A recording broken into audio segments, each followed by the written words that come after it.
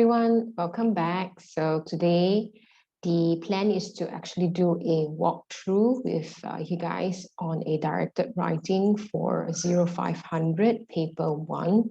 So I'm using, of course, a past paper example, so there will be some changes. I'm recording this on the 21st of June 2021, so please apply where relevant. So of course, when you are doing this post 2021 and after, the changes would be when you do past practice papers.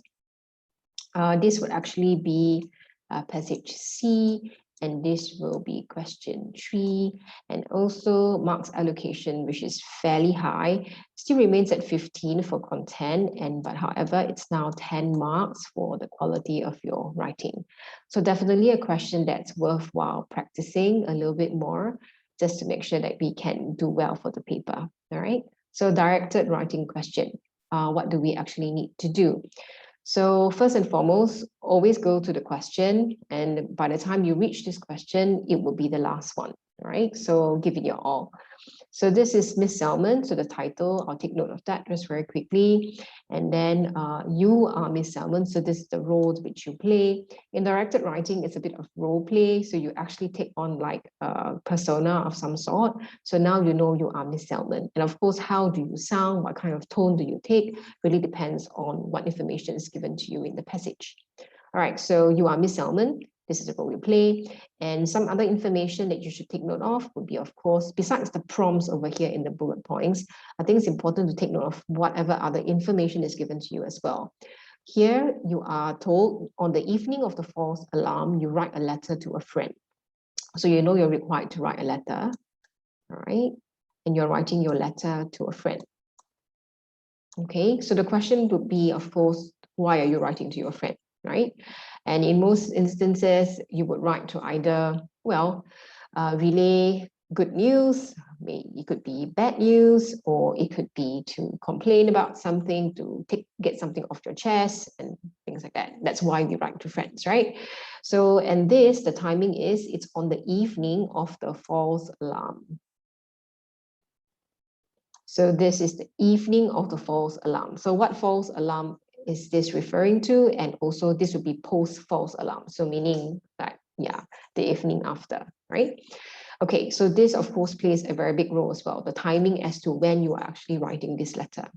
Okay, so in this letter, your prompts are comment on, in your letter, you should comment on the events of the day. So to comment, so that's your instruction. And then on the events of the day, what exactly happened? How does that differ from the events of the day, right? And also, how do you feel? So take note of the 3 things that you need to note. And also the second bullet point, second prompt, why you behave as you did, to explain. What behavior are you supposed to explain here? That's the question you would ask yourself, right? Next, to suggest. So possible causes of action now, and also the consequences that might be.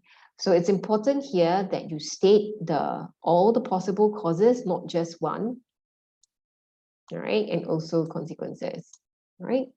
Okay, so you need to base your letter, of course, on what you read in passage C, and be careful to use your own words and address all 3 bullet points. Begin with, I love questions that give you like the first line, that what to start with, because it kind of tells you what direction to head to. So it begins with, dear friend, something happened today that I need to tell someone about. So it does sound like you need to get something off your chest, right?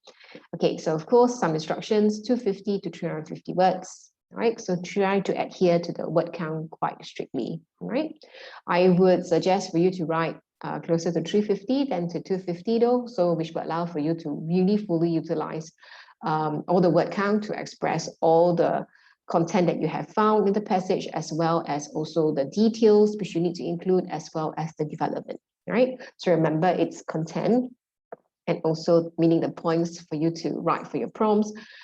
To the details of it, because you need to show proof, and also the other number 3, which is to develop it just a little bit. All right. Okay, so let's go to the passage.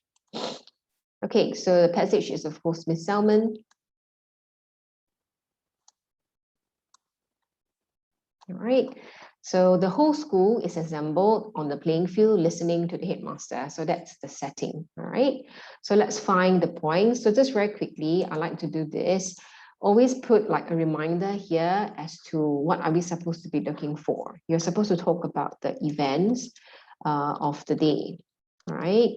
And use short form, what happened exactly,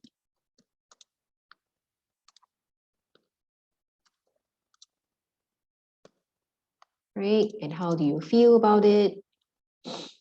And then next, you need to talk about, to explain your behavior for the day. Explain behavior. So this is the curious bit here. What behavior are we talking about?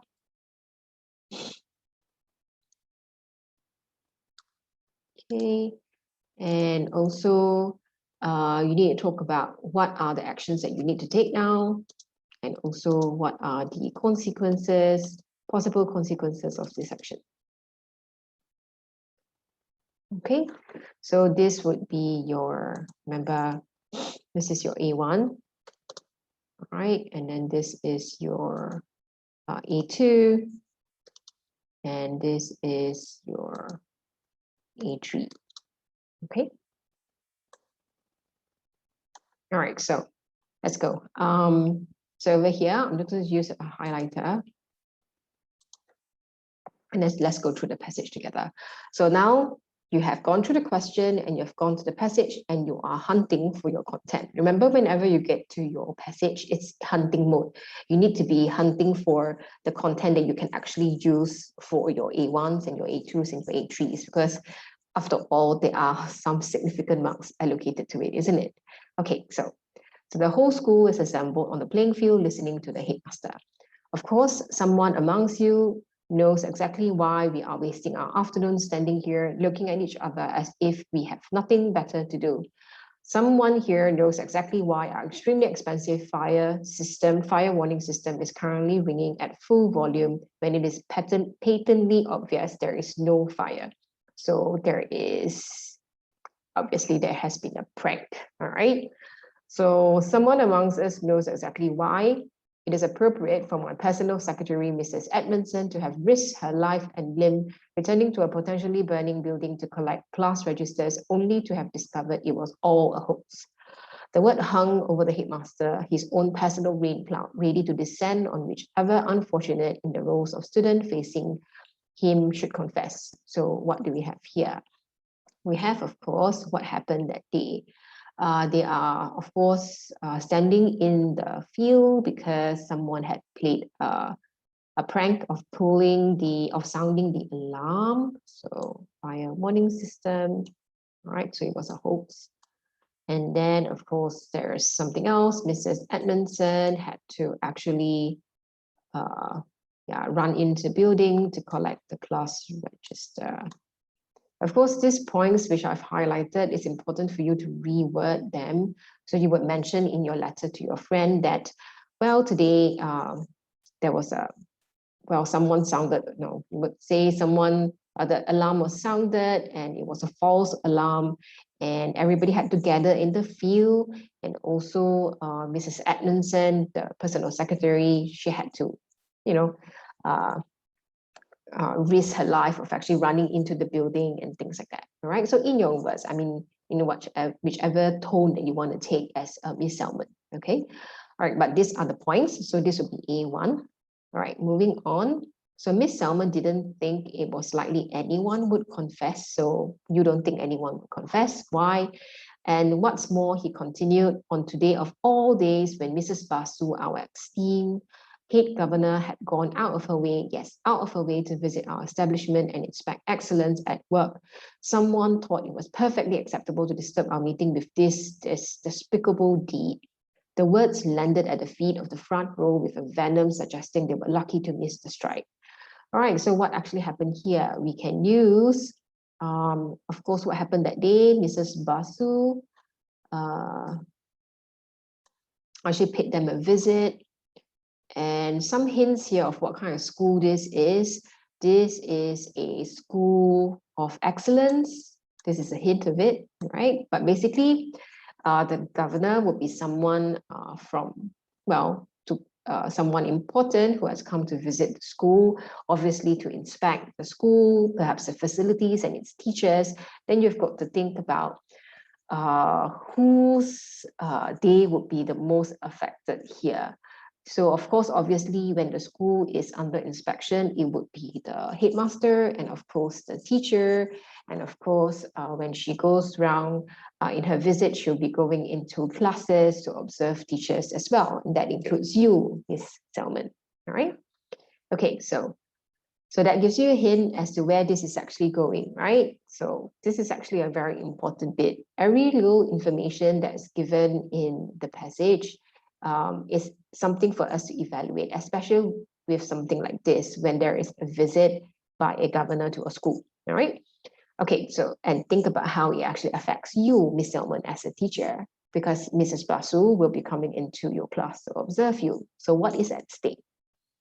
A lull in the storm brought nervous giggles in the middle of the assembled school. The rain cloud bears, who considers this amusing? The headmaster bellowed, turning with lightning speed to face the source of the interruption to his magnificent monologue.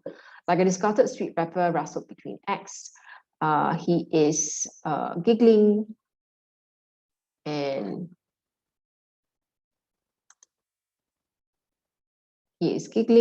also let me see. And this is no laughing matter. The perpetrator of this felony can expect consequences, serious consequences, and as a result of their actions, there is no excuse for this kind of wanton criminal act. Okay, so what can we actually use here? It describes, of course, what was happening at the field where the headmaster is actually he's doing his speech to get one of the kids, to scare the kids into actually confessing. And what's happening here? Obviously, it's the usual. I think it's very stereotypical. Kids would be having a little bit of fun, giggling, and the headmaster is all angry up on the stage, right? So we can say, let me see, definitely would pick out what the scenario is like. So the headmaster is giving his speech. So of course, you talk about how the headmaster is giving his speech. Don't use the term or that phrase, magnificent monologue. Yeah, that's descriptive writing. Talk about how the headmaster was going on and on with his speech, obviously very mad, and also about how the kids were not helping because they were actually doing a little giggle sort of thing down below, right? So there was giggling going on and things like that. Yeah. Okay, so one of the, I think, indications of how mad he is because he talks about, he's accusing the person who did this as a perpetrator, and also, let me see, yeah, and calling it a one-time criminal act. So this implies how angry the headmaster actually is, right? So don't use, of course, these words as well. We're talking about talk about how he's giving a speech, talk about how the kids were giggling, and talk about how mad he is because he's referring to this act as a criminal act, okay? All right, so this is the thinking process, yeah? So please bear with me. All right, so we have Miss Salmon. Let's continue. Miss Salmon thought it unlikely any major criminals lurked among the rows of bright young students standing to attention between the pristine white goals of the immaculately groomed playing field. Shining faces deemed to assume innocence looked up blankly in a practice picture of compliance. The tall boy at the back door, one she recognized as a popular leader, seemed little impressed even by the fury of the headmaster. His pack had been the source of the sniggles, sounds she was well accustomed to. So something about your class and your experience, Miss Salmon. The smaller boys to his left included several of the less quick-witted students, those who were less likely to ask awkward questions, who could be relied upon to at least accept that she might have some potential as a geography teacher. So we get information here. You are a geography teacher. You obviously sound like you are fairly new as a teacher, but let's start here. Let's see. There's information about the place being, the way it's described is obviously a really brilliant school. So there comes, of course, being in a school like this, of course, can be quite stressful for a new teacher like yourself, Miss Salmon. All right, and then you have boys that are seemingly, let's see, like the school leader and how they are not so easily faced by the headmaster or authority. So this could be something that you are going through as well, because it says that you are well accustomed to. So as a teacher, this is one of the challenges that you are facing, right? That you are actually facing some problems in class, with some kids that are a little bit more, all right. And then, and the fact that you're a geography teacher. Okay, let's move on. So someone weak-willed, we assume, act on by others, someone who has done this to impress. The word snake through the air as the headmaster continued. Not really, thought Miss Salmon, looking at the eager faces hungering for the kill in front of her. Much more likely someone who was terrified of not being able to live up to the Olympian standards expected of them at this place. Someone who suffered daily the sneers of superior students, the pangs of inadequacy when no one listened, the agony of shame for not knowing the rules of the game and having no friends, mentor or confidant there to ask for help when the challenge seemed too much. Someone who used an implement not yet known, a toffee hammer, thought Miss Salmon, tucking it deeper into her pocket. Okay, so now we know the culprit. So it's you, yeah, Miss Salmon. You, a young teacher, have done this. So what can we use here? Let's see. You are terrified. Why? What could be the reason as to why you did it? So obviously, you are the culprit, Miss Salmon. Why? Terrified of not being able to live up to the standards of the school, the sneers of the superior students, which we've picked out a little bit above, all these pangs of inadequacy, of not knowing the rules of the game, having no friends, no mentor, no confidant. It just seems too much of a challenge, right? So what actually happened here, Miss Salmon? I guess, Miss Salmon, you panicked. When Mrs. Basu, the governor, came to inspect the school, you panicked because you didn't want to be perhaps caught, I would say, not knowing your stuff, right, as a teacher. And with all this, I think this would, of course, be everything that we picked out here would definitely be for A2, right? To explain your behavior. This is the reason why you did it. Okay, so be quite clear in your writing to state all these things, all right? Because all this will be points for A2. Okay, all right, so let's move on. Someone who sneaks like a thief in the past, the very door of my office. So this was what happened that day. Someone actually sneaked past the headmaster's office. You, okay, so that would be what happened that day. You mentioned that for A1. Yes, they had been closed, she thought quietly. Someone who smashed the protective glass like a one-ton vandal, just so. Okay, so how was it done? It was the protective glass of the fire alarm was smashed. She didn't have to face the lesson, she added to herself. So she didn't want to actually face the lesson. This would be A2, okay? So Miss Salmon heard the headmaster's ultimatum. There would be one chance for clemency should the villain present themselves at the head's office, confess and apologize to the whole school mind, each and every one in turn. Then and only then they might be allowed to remain at this bastion of academic standards. So definitely sounds like a place that's pretty stressful. Okay, so bastion of academic standards. This you could add on perhaps to why you did it, A2. She wondered how long they'd be standing there before she could collect her carrier bag of unfinished marking from under her desk and head back to her rented room. That someone had some serious thinking to do, finished the headmaster, dismissing them as the regular bell rang for the day.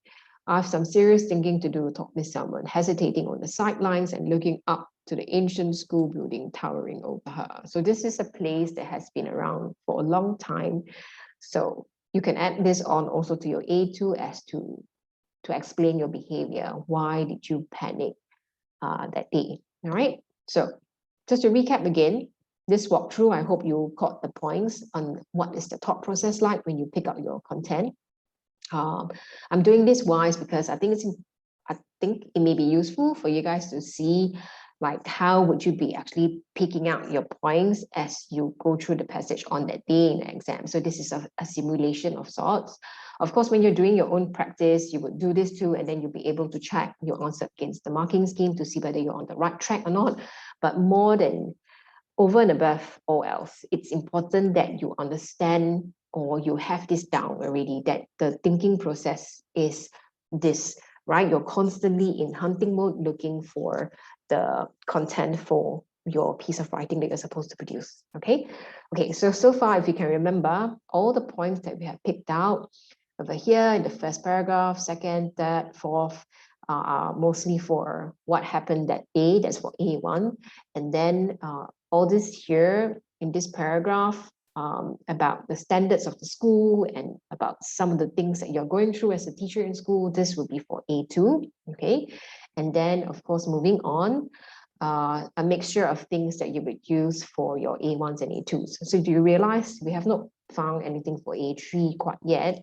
So we have to infer. So here for A3, what would be some of the actions that you can actually take, right? So let's list them down. You would actually include all of this in your writing. So number one, you'll be talking about A1, point number one, possibility of confessing. So that will be the first and most obvious one. Do you confess? All right. And then what will be the consequence? You'll probably be fired, right? Or maybe put on probation. I don't know, but that will be some of the things that you can include.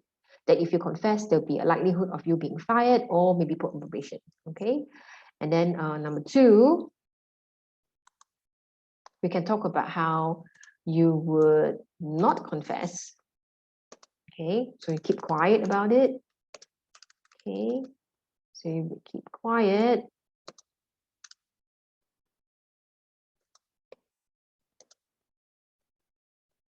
Okay, and then what would happen?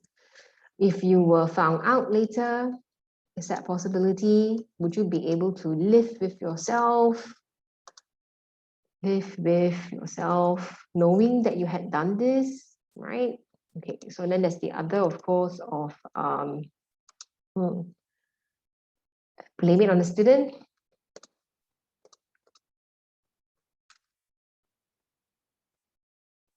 Of course, then what is going to happen to that student? That student could be expelled. Is that ethical?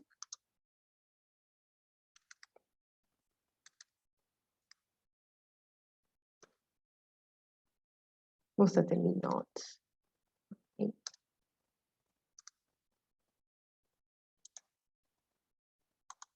And then what other? You could, let's see, maybe stay quiet for a little bit before you actually confess, and perhaps hoping that they would forget about it, but how likely is that, all right? So there are, of course, a few possibilities, but I would say allocate time to writing the most possible ones, and do write on, let's say, like there are three here, so write on three and also the three possible consequences. And then you're supposed to remember you're writing to your friend to ask for suggestions. I suppose that's the reason why you're writing. And also you would most likely have the answer already, but we are writing usually because we need to, because this is a very unusual circumstance, right? You are in very big trouble, and therefore the tone, how would this actually affect the tone? Definitely you would try, you are venting, you are releasing, and also definitely there's a tone of desperation a little bit, and also then of guilt, and then of course then trying to come to terms with it, and that sort of thing. So that would be then the tone of how your letter would sound, right? So that it will actually sound convincing. Okay, all right. So that's the walkthrough of the question and also the passage, how you pick up your A1, 2, and 3. I hope the walkthrough is would be an effective format of how we can do revision, all right? And in the next video, I'll continue with an example of how I would take these points and actually put them into the letter that you would actually write. So that will be part 2, right?